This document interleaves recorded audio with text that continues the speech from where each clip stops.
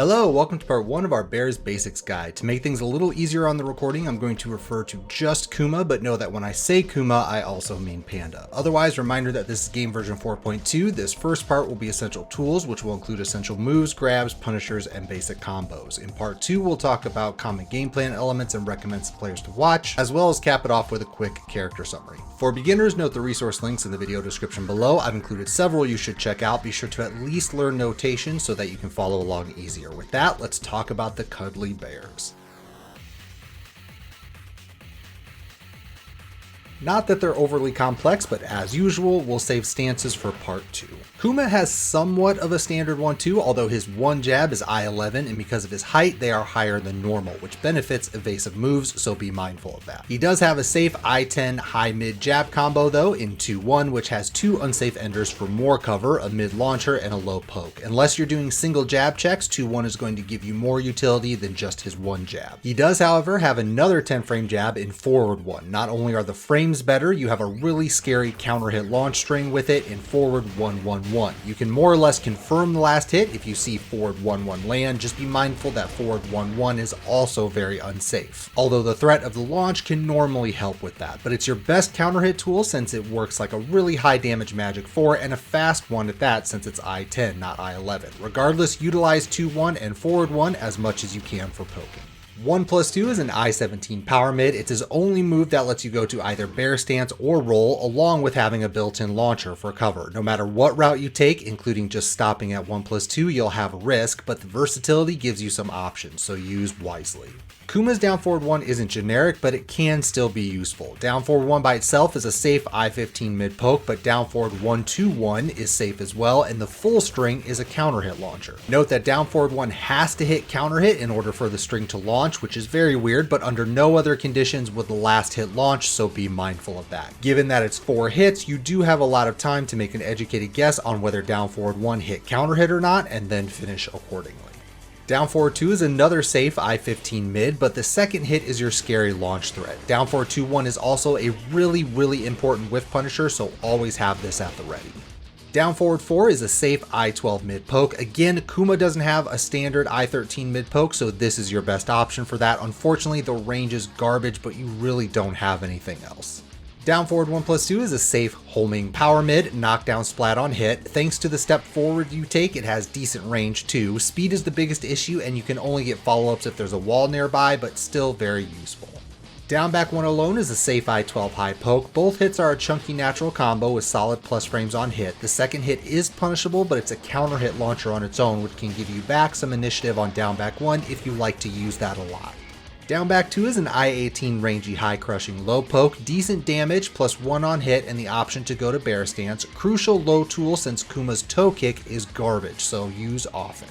Down back 3 is another I-18 low poke, safe on block, which is incredibly rare, and a really nice +3 on hit. Basically a beefed up version of the low from your 2-1-3 string. Range is easily the biggest issue, but the safety allows some fun, safe setups. For example, after your down back 1+2 wall ender, down back 3 will beat every option. Your opponent is forced to block or eat it, they cannot parry it. It's a totally safe attempt, and if they start ducking for it, you can mix it with a mid of your choice. So in any situation where you can use down back 3, it's a fantastic move. Back 1 is an I-22 rangy ground hitting power crush, knockdown splat on hit. It has the option to go to bear stance, which is really important because although it's punishable whether or not you do that, the punish your opponent needs to use will typically change because bear stance will go under highs. Back 1 alone is -13 and most 13 frame punishers are highs. Back 1 to bear stance is -15, so if they read it you can get punished hard, and of course some characters have 13 frame mids to option select it, but switching back and forth can help make back 1 significantly safer in most matchups. And if they read you wrong, you can potentially get a launch punish back. This is all in addition to the natural armor utility of back 1, so this is a great move.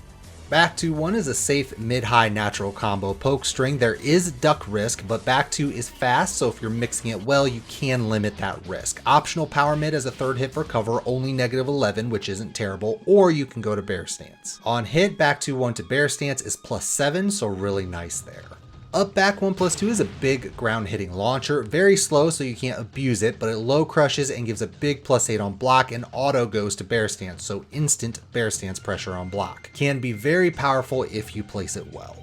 Kuma does have a hop kick, although it is funky because it's part of a bigger string. Alone, it's basically a standard hop kick with bad range and also slightly slower at I-16. Up forward 3-4 can also give you a launch, but you can only convert if the second hit lands solo. Otherwise, it is safer at -11. You do have a third hit for even more cover, but that hit is significantly riskier, so unless your opponent is punishing up forward 3-4 every time, there's no need to risk that. Still, like every hop kick, up forward 3 is very good as a low crush to get some reward on a good read. Up forward 1+2 is a safe I-18 mid, really big active window so it can actually be as good as +1 on block, really solid damage and low crushes. The high hitbox can sometimes cause a goofy whiff, but if you don't want to take the risk with up forward 3 to get the bigger reward, this is a solid low crush option.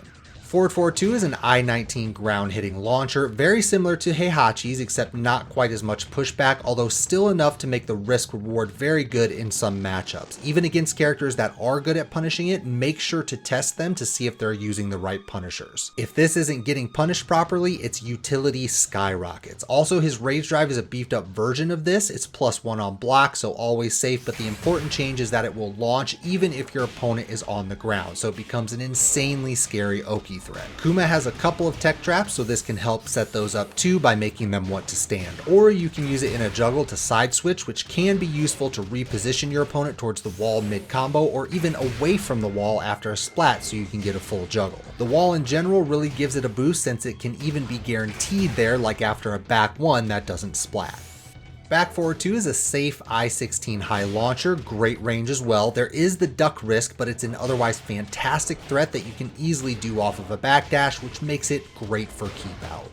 Kuma actually has a generic running 3, which is great, so an I-23 power mid, knockdown splat on hit, minimum +9 on block, but you also have a jumping headbutt thing, which is minimum +2 on block, but can be as good as +7. Also knockdown splat on hit, and you can go to bear stance, so if you'd rather go for some bear stance pressure, that's an option. It also has reverse evasion from running 3 in that it can sneak under highs. Only a couple of quick things to mention with full crouch. First, Kuma does have a standard while standing 4. He also has a safe I-13 mid check in while standing 1 and an I-15 mid launcher that's -12 on block and while standing 2, which is mostly a standard tool. While standing 1 also gives you while standing 1-1, a safe but duckable chunky natural combo, and while standing 1-2, a safe mid-mid counter hit combo. Note that Kuma's while standing 4 does suffer from weaker range, but it's also on the high end for damage. If you want something with a bit more range than that, while standing 3 is a safe mid and even homing, but a bit slower at I-18. Outside of that, you actually do have a mix-up between while standing 1+2 and full crouch 1 since they're the same speed. However, while standing 1+2 is incredibly risky on block, and despite full crouch 1 being safe on block, it doesn't yield a ton of reward. The other couple of full crouch strings he has are really only useful on counter hit, but you don't have a lot of ways to get to full crouch with enough plus frames to set them up, so I don't recommend using them when you first start out. Finally, not a robust grab game for Kuma since he only has the normals and 2 command grabs, both of which are 1+2 breaks. However, both of the command grabs will side switch on break, and Rock and Roll Circus not only does good damage, but gives great Oki. So if you happen to land it, you'll get good reward, especially if it hits the wall. You can also buffer it, so that'll be your best bet to try to sneak it in. Forward 1+2 will also give you a full wall splat. Again, nothing super scary, just do your best to try to mix them in, especially by buffering.